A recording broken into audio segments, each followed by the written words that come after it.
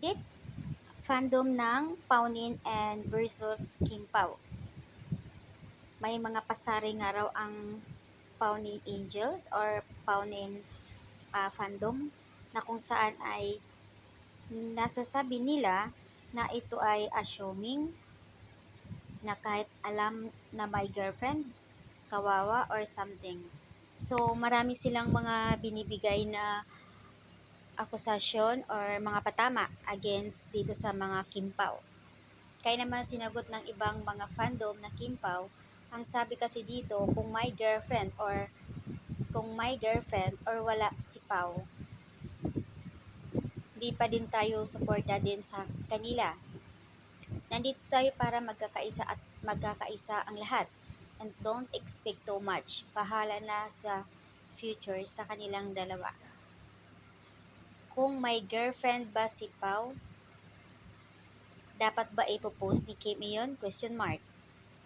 Kung talagang may girlfriend si Pao, dapat ba bibigyan si Kim? So, kanya-kanya silang opinion dito na something hindi matanggap ng iba na sinasabi nila na dapat daw mag-reveal daw si Paulo. Pero yun lamang kasi daw ang sinasabi din nila na promo para sa kanilang linlang or pampakilig vibes. Marami naman nagbigay komento na laban lang para sa linlang, para sa series ng dalawa at huwag pansinin ang haka-haka or mga kung ano-ano mga sinasabi ng ibang fandom. Nandito lang tayo para sumuport ayon sa karamihan at huwag silang pansinin. Pero ang masasabi ko lang na sure ako na yung flower na iyon galing kay Paulo at hindi yun ipopost ni Kim kung sila pa ni Paulo at hindi rin magbibigay si Paulo kung sila pa ni Janine. So ayan, maraming umaapila or pumapalag doon sa flower bouquet dahil nga nag-trending ilang araw na nga, 7 days na. Di pa rin makamove on ang lahat dahil doon sa flower na iyon na gusto talaga nila malaman kung saan galing. Dahil nga hindi makapaniwala pa ang iba, lalo na sa mga Paunin fans na hindi talaga sila kumbaga maniwala na may relasyon ang dalawa dahil ang alam nila is tambalan lang. At dahil nga alam ng lahat na may relasyon na nga ang Paunin. So kaya naman sila pumalag. Mga nagbibigay komento dito sa mga post ng Kim Pao fans, ibang fandom.